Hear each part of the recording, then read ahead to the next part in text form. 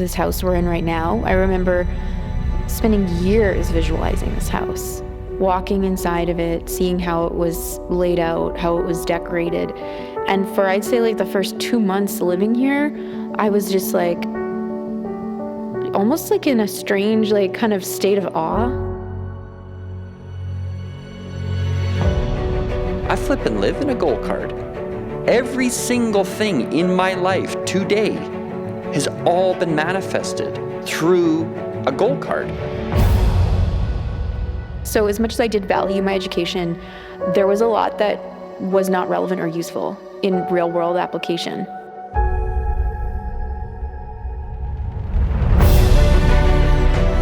Hopefully through understanding, not just through blind faith, that you formed a relationship, that there is a power that you can pass your goals over to. And for me, that's essential. Mm-hmm. Because if I was only ever operating from my current level of intelligence, I'd only ever go as far as I am right now.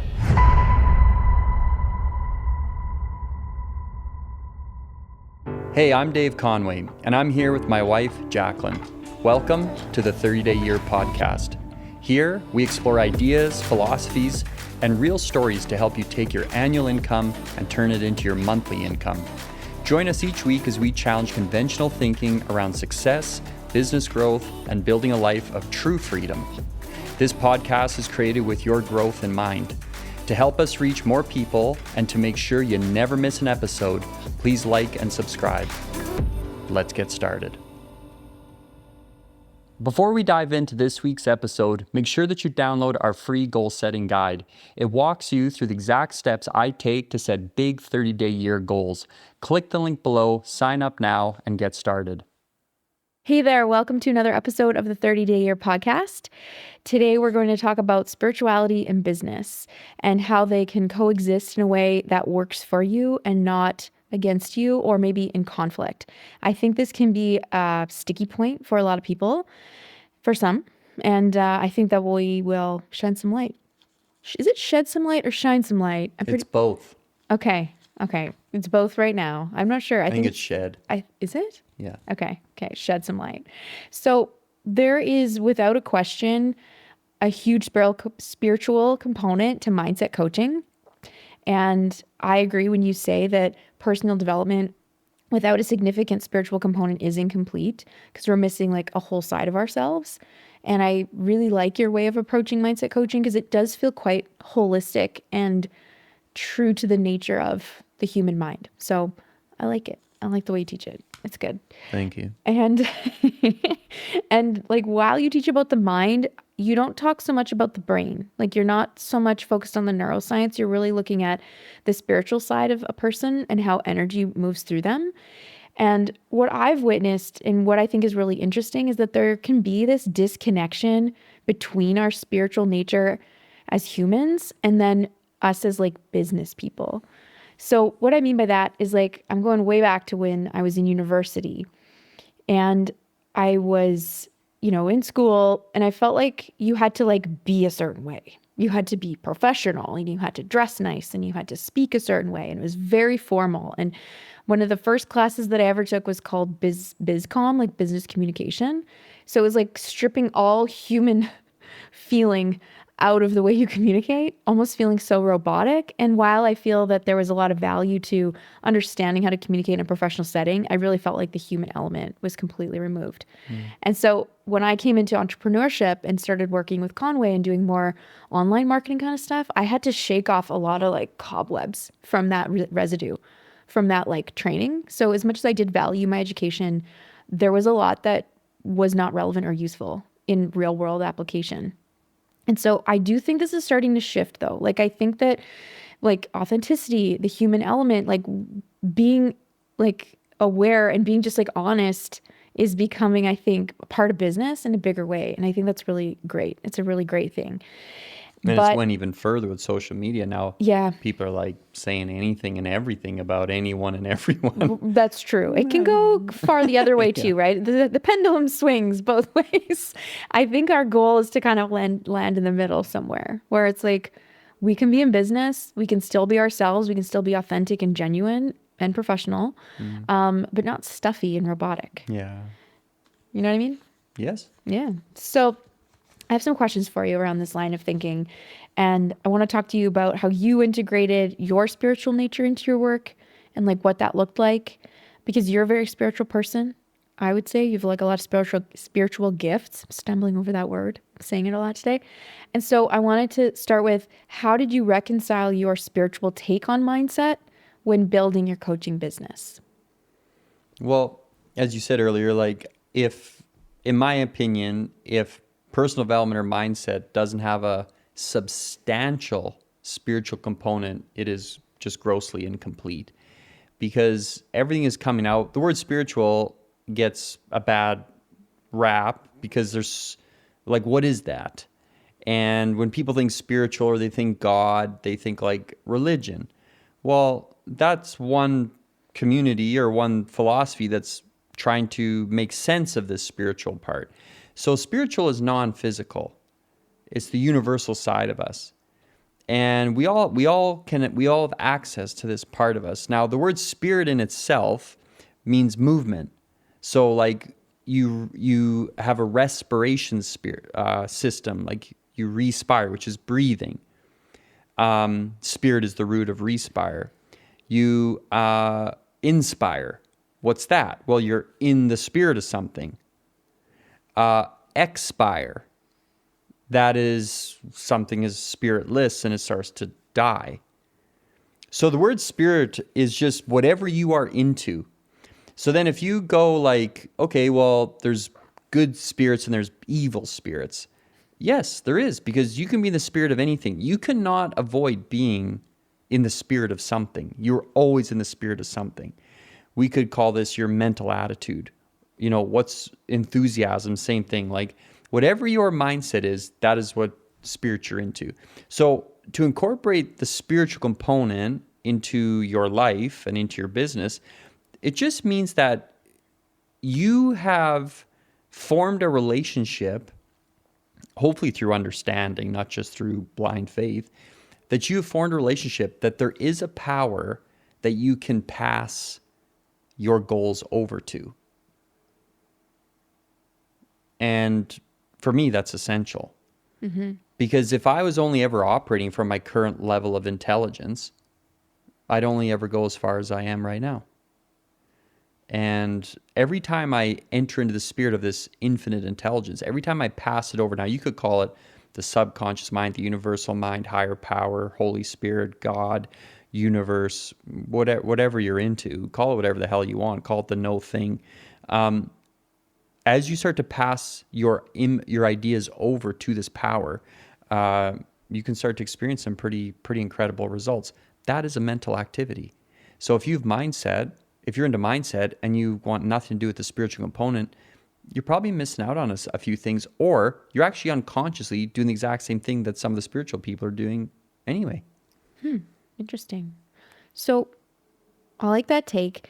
And what would you say, what was it like to navigate this though, as you grew your business? Because I know there were some times when you felt like you couldn't share everything you wanted to share, or you felt like you had to be a sales coach before you could just be a mindset coach. Like there was some transitions there for you as you got to who you are now.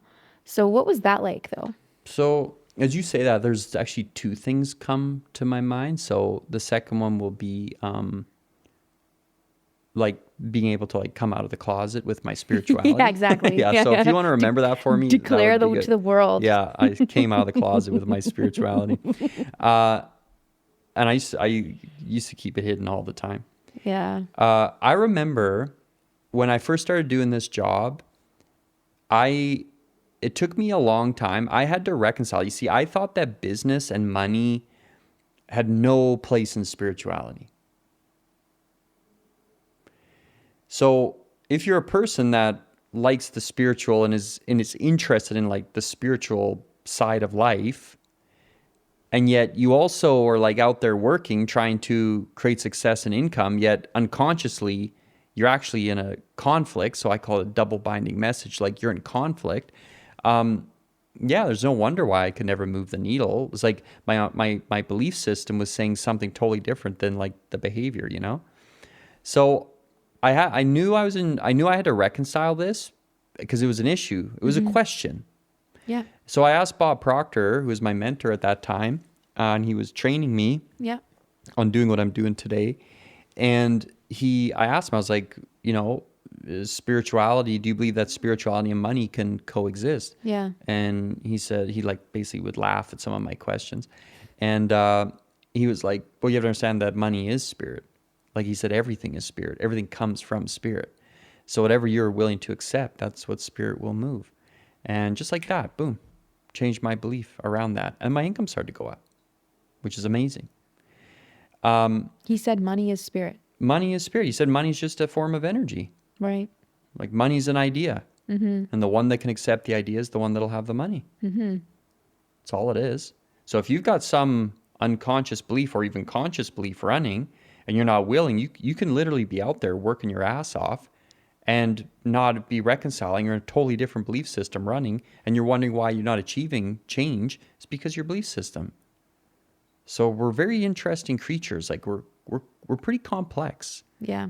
We have different dimensions to us. When it comes to spirituality and business, I would never want to have a business that didn't operate with spirituality.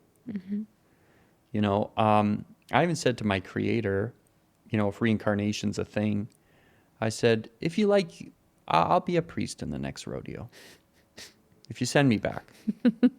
It seems kind of fun, Yeah. Like they're cracking on, moving around, doing their thing, celebrating God. I was like, that looks pretty nice. Just working for people. Yeah. Sounds lovely. Time to study. Yep. Yeah. Yeah. No wife and kids pestering you. An right? old lady bugging you. And you remember we watched Shrek 4 with the Rumpelstiltskin? It's like the Yeah. beginning of that Oh my movie God. when Shrek's like losing his mind. Yeah. She's like, it's like, this is the best day ever. And he's like, oh, I just love it. And then the next day, the same day, the same day, the same day, the same day. And he's like, ooh. Starting to wear him down. Yeah. So I used to have a belief that maybe the world, and I don't want to sound delusional here. Maybe the world didn't want to hear what I had to say. And maybe people weren't ready to hear and understand spirituality when it comes to life and us ourselves and therefore business. So I went mechanical in a lot of my trainings in the beginning. So I started out training on sales. So I kind of like slipped the spirituality like in the back door there. Like I'd present it as this and then I'd kind of slip it in. And that did good for a while. But I did get to the point where I was like, you know what? These clients' results, they could be a lot better than they are if they started to understand some of the spiritual or some of these other ideas that I've been taught. So I remember I came into your office one day and I said, I'm done teaching sales. Yeah. You were done. You were I'm hanging done. it up. Yep. And I'm just teaching the hardcore shit or whatever. Like, Yeah. You were very animated and it was the voice of a fed up man, I guess, that was like ready to explore something different. And you said exactly that. You're like, I'm done teaching this sales. I think you said shit. probably. And then you were like, I want to teach the real stuff. That was what The you stuff said. that works, that like- really moved the needle for me. Yeah. I could teach you sales and that's good. And that is good. It can help. Yeah. But man, you start to understand some of these other ideas and principles behind thought and behind life. Like, you can really make massive changes pretty damn quick. And I remember when one idea that scared the hell out of me when I heard it was that we live in a thought universe. And I was like, what? I thought I lived like, in like this world that I'm looking at all the time. And I started to realize that there's two forms of thought. There's intangible form of thought, which we could call spirit if you like. There's intangible thought, which most of us are familiar with. Yeah. And then there's tangible thought, which is thought that's been manifested, like this microphone and this watch and your shoes and that glass. Like that's still an idea. It's just in a different form. So it all comes from the same source. When I realized that, it did scare me because it was so disruptive. Because prior to that, I was just literally living through the five senses like most people are. And after a couple of years, I had a client that we were doing good work together. We would meet every week, one-on-one. And I remember I was like, I'm going to teach her this. I'm going to teach her this idea that scared the hell out of me. Mm-hmm. And I taught it to her. And for the next like 15, 20 minutes of our meeting, like she was kind of low. And I said, are you okay? How do you feel? And she's like, she said she was scared. And I was like, yeah, I know. I said, I felt the same way. Like, it is trippy. Like, it breaks your understanding of the world. When you realize that everything in the world is just thought manifested. Yeah. That was scary. That was the scary thought. Yeah, it scared the hell out of me, scared her. So after I said it to her, I stopped. I didn't teach to anyone for almost 2 years. Mm. And then I did teach it to another guy, and his income went from 10 grand a year or 10 grand a month to 100 grand a month. And within 2 more years, it went over $500,000. Why do you think it's so scary to people? It's very disruptive because we live through the five senses. I remember hearing it for the first time myself, and I did feel like a kind of like a expanded kind of whoosh maybe feeling. Like I was like, whoa, yeah, that would make sense. If like thought becomes things, or if all things that have been created were created by humans, like the physical world. Through the imagination. These chairs, someone envisioned them and then sketched them out, and then someone sourced the fabric and built it and everything, right? But it did start as an idea in someone's mind. It didn't scare me though. It did suddenly make the world seem very different, but it didn't scare me. So I wonder where that fear is coming from. Yeah, maybe it came in me from like, well, how far does it go? Like how deep can we go? Like, right. I carry around these goal cards. It's like the beginning of something more. It's like almost like pulling the thread and being like, what am I unraveling? Or how deep does it go? Yeah, like, when I wrote down a goal card once, like that I want this new vehicle, and after a few months, I was driving that vehicle home. And when I was driving, I was in the habit of putting my goal cards like up on the dashboard of the car. And as I was driving, I put the goal card up there, and I just had this like kind of surreal experience where I was like, whoa, I was like, I'm flipping driving the goal card. Like, because all the words, this used to just be an idea in my head. Mm-hmm. So all the words and that idea that's on that card, I'm literally driving it physically. It's not a thought anymore. And I was like, holy crow. And I was on a Saturday. And then on Monday, when I went into my office, I used to have this rack of accomplished goal cards. So I took this goal card and I put it up on the rack. And then I went to my desk and I could see the goal card rack across from my desk. And I look at the rack and I realized, I started looking at them. I was like, I flipping live in a goal card. Mm. Every single thing in my life today has all been manifested through a goal card. So to understand what's going on, that as you select an idea, now you can call that spirit if you like, but we receive from spirit. That's what intuition is. People don't even know what the imagination is. People think that the imagination is like this thing that you just play around with. No, yes, you can do that. The human imagination is a receiving set. So you can conjure and create and build images in your mind with it. If you hold those images for a period of time, they will start to take you over. They'll go into the sub and they will reaction. They'll manifest in the world. But your subconscious mind is also your intuition. So you receive from the ideas itself. And that's non-physical. That's the spiritual side of you. We're not a body. We live in a body. And I'm at the place today where I think people have a right to start to understand. Mm-hmm. I never understood for a very long time, and my results reflected I never understood. You can grow rich with peace of mind. You can have abundance and prosperity in your life if you're willing to think it. one of the best experiences I've had, like living in that, or at least experiencing something mentally and then living it physically, was this house we're in right now. I remember spending years visualizing this house, walking inside of it, seeing how it was laid out, how it was decorated. And for, I'd say, like the first 2 months living here, I was just like almost like in a strange, like kind of state of awe. Like I was like, I've been thinking about this for so long, and now I'm here, and this is weird.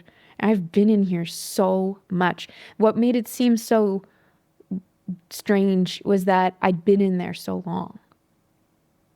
It was almost like just like the fulfillment of what I had already been living in, but I'd only been living in it for a couple of weeks or, a few months at the time. And I was like, I feel like I've been here forever. Yeah, it's surreal. Like It was when very surreal. when the ground that's physically under your physical feet Yeah. is there, but mentally you have been walking in there for years prior. Like Because it had been years. That's right. So it starts to kind of like blur the line between, well, what's even real? And this is why for 15 years in my life, I could not outwork my thinking.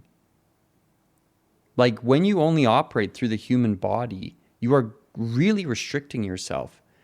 We have to understand what the body is. The body is a dumb terminal for the mind. And the mind is the receiving set for the spirit. Mm-hmm. So all of us have been gifted with a thing called an imagination. Your imagination is the direct link to the infinite. And you can draw whatever you want. And the Upanishads said, from abundance, he took abundance, and still abundance remained. Any restriction going on in your life, mental, is because you have done that. Mm-hmm. Well, someone else has done it and you've accepted it. Yeah. I've heard you say to clients many times, you've gotten mechanical in your thinking. And how can we approach our mechanical work, or, maybe like the minutia parts of business, but maintain this like spiritual connection along the way? Like even when we're doing the mechanical things. Just get enthusiastic about them. That's what I would say. Like it's almost like that ethereal energy settles and we lose that connection. And then it just becomes about, getting the bookkeeping done, and gotta do this thing for the accountant, and gotta like do the payroll, or gotta do the book the next thing, gotta book that flight, whatever. It's just doing stuff. You're just doing stuff. Yeah, these are essential. Like you have to have a goal card. Like you have to have a goal card on. What if the goal card isn't like spiking the enthusiasm? It should, because it should be so incredible. I don't understand why your goal card wouldn't be spiking your enthusiasm. Like just read it and it's amazing. Like these are all the things you truly desire at one time. How could it not spike? Right. You're right. I'm just asking. Hey, I thought this was a judgment-free zone. Like these are essential. Your thinking, your state of mind behind your activity is essential. You'll hear me say it, millions and millions of times if you are around me for that long. It's that simple. It is that simple. Just maintain the enthusiasm. Yes. No matter what. No matter what, because your desire releases energy, and enthusiasm is a fantastic energy. Mm-hmm. Like how many people do you meet in any given day that are enthusiastic about what they do? It's not that common. Mm-hmm. It's not like completely absent, but it's not that common. Mm-hmm. Where you walk away from a person like, wow, that person was really full of life and enthusiasm. Yeah. Right? Most people are kind of flat, withdrawn. Mm. You can become enthusiastic about it. So yeah, if someone says to me like that their goal isn't turning them on anymore, well, probably need to set a bigger goal, I guess. Yeah. Needs a rewrite maybe. Yeah. Bigger. Yeah. Tell me about entering into the spirit of it. It's a common essay. It's an essay by Thomas Troward. It's one that you study a lot, and it ties into enthusiasm and spirit and things like that. And what do you think is the most important thing about that essay? Can I go get it? Yeah. If you're loving this content, hit the like and subscribe button and help us get this 30-day year message out. I'm in a little study sesh. I manifested this because it's actually what I wanted to do. So Yeah, so this is an essay by a guy named Thomas Troward, Entering in the Spirit of It. And it starts out by saying, entering into the spirit of it, what a common expression, and yet how much it really means, how absolutely everything. We enter into the spirit of an undertaking, into the spirit of a movement, into the spirit of an author, even into the spirit of a game, and it makes all the difference, both to us and to that into which we enter. A game without any spirit is a poor affair, and an association that there is no spirit falls to pieces. Isn't that true? Yeah. Yeah. And there's no harmony. And a spiritless undertaking is sure to be a failure. On the other hand, the book, which is meaningless to the unsympathizing reader, is full of life and suggestion to the one who enters into the spirit of the writer. The man who enters into the spirit of the music finds a spring of refreshment in some fine recital, which is entirely missed by the cold critic who comes only to judge according to the standard of a rigid rule. And so on in every case we can think of. If we do not enter into the spirit of a thing, it has no invigorating effect upon us. That's why I think enthusiasm is everything. It's like a superpower. Mm-hmm. And we regard it as dull, insipid, and worthless. This is our everyday experience, and these are the words which we express it, and the words are well chosen. They show our intuitive recognition of the spirit as the fundamental reality in everything, however small or however great. Let us be right to the spirit of a thing, and everything else will successfully follow. By entering in the spirit of anything, we establish a mutual vivifying action and reaction between it and ourselves. That's the thought. It's always thought. Well, it comes to life through through your thought. Yeah. There's a vivifying action. Right? Yes. The human mind is just sensations. That's all we are. We just are sensations, constant sensations. Like we were having lunch today and a couple of the team were like, oh, the sensation of eating. I just love it so much, It's all sensation. And some conversations don't turn people on. So like this right now, like there'll be a listener like, well, I don't like this. So they won't see any value in it. While someone else is like, love it. Damn, like I can't get enough of that. Mm-hmm. And I'm the same. That's where I would be. This is what you're into. Yeah, I got no interest in running a business that doesn't have a spiritual part to it. That sounds like hell. I used to have one and it sucked. Yep. By entering the spirit of anything, we establish a mutual vivifying action and reaction between it and ourselves. We vivify it with our own vitality, and it vivifies us with a living interest. So we get interested in it, which we call its spirit. And therefore, the more fully we enter into the spirit of all with which we are concerned, the more thoroughly do we become alive. The more completely we do this, the more we shall find that we are penetrating into the great secret of life. To enter into the spirit of anything, then, is to make yourself one in thought with the creative principle that is at the center of it.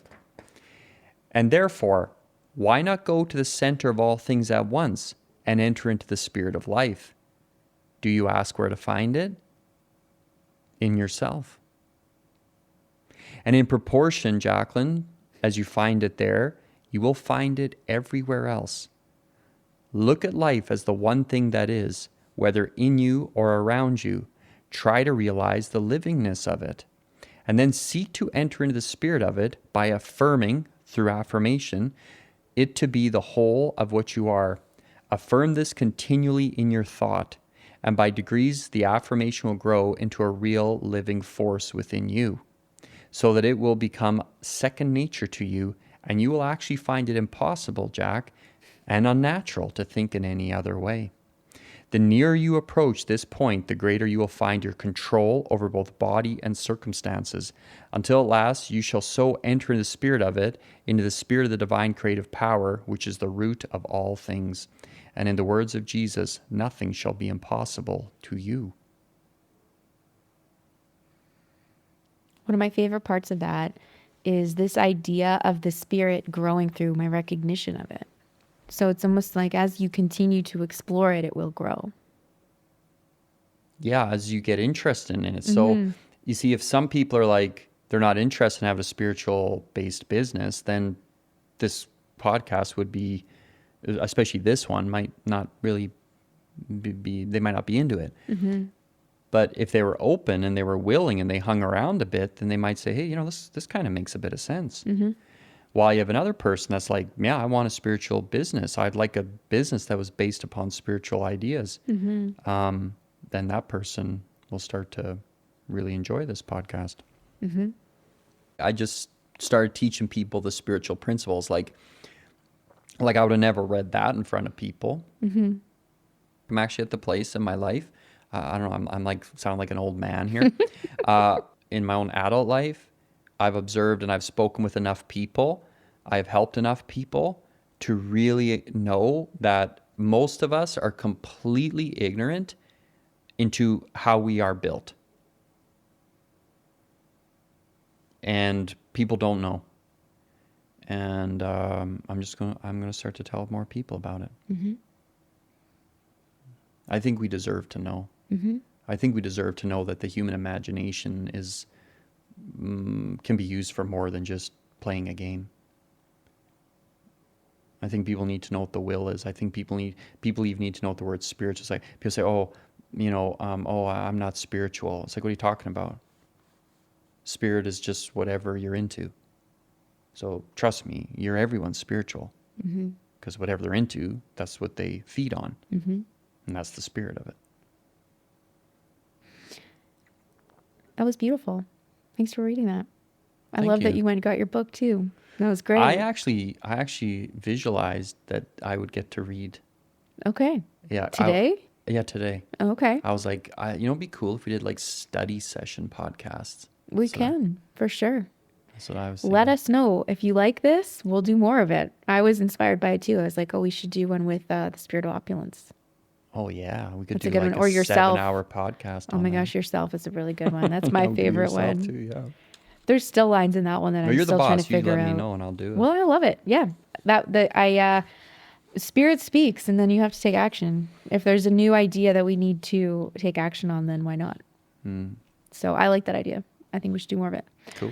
So maybe you've said this, but I kind of want to reiterate. It's my last question is like, how do you navigate your understanding of spirituality and then earning more money? So like Bob said that line to you, that seemed to kind of free you of any maybe fear around it. And how do you feel about it now? So the cause of failure is lack of information. So if you have a belief, there's a chance that you are lacking information, which is an act of humility. So with me, I wanted something and I had someone in my life that was a testament that someone could live like that. Mm-hmm. And I just loved him. Like I thought his personality was cool. I thought that what he did professionally was amazing. He was cool. I thought how he did it was cool. I liked the way he dressed. I liked how much money he earned. I just thought he was a really amazing guy. And I was like, I'd like to live like that. And I think what separated me from so many other people that have listened to Bob and have some been mentored by him, is that like they're kind of fascinated by what he's saying. And this stuff is very fascinating. Like it's extremely fascinating. But I wasn't just after the ideas. I was after his belief system. So your belief system is what's causing you the issues. It's not your intellect that's causing you the issues. It's your belief system. So if you think that money has no place in the spiritual world or spirituality has no place in business, well, I'll tell you right now, you're missing information. Because the way I see it is that if humans have this spiritual essence and this spiritual nature, and humans are part of business, and humans build businesses, then how can you deny it? The human being is operating with the exact same system of like the Big Bang or the growing of an acorn into an oak tree or the birth of a human baby. It's all done by law. So the truth is that energy is. So energy is neither created nor destroyed. Now that science taught us that. So we know very little. Like if say, what's energy? They're just going to say energy is. If you go over to a religious person, you say, well, what's God or who's God? They'll say, well, God is the Alpha and the Omega, the beginning and the end. So no one knows what these things are. They're beyond the third dimension. And the human mind can only process and compute things that are third dimensional, fourth dimension being time. So as a person starts to let themselves go to a higher dimension, their mind will start to flow in from that dimension. And then they'll start to transmute that into their life. It's an amazing way to live. Mm-hmm. And it is such an incredible way. It's a state of mind and it's a lifestyle. And it works. Mm-hmm. Like it works. Mm-hmm. I don't know anybody in our industry, I don't know anybody ever that has helped more people earn six-figure incomes in a month than me. Mm-hmm. And it's all based on these teachings. Mm-hmm. So when I used to listen to Bob, I was after his belief system. So as soon as he would say something, I would just submit to that belief system. Yeah. It's all beliefs. If you don't believe something's going to work, you're not going to go at it that long. The second it doesn't work once, you'll quit. One thing that I think of now, observing him, was that he really didn't care what other people thought. He really constructed who he was on his own terms. Yeah. Like truly, very rare. And you even see other huge names in the industry, very contrived. But he was not contrived. He was shaped. He was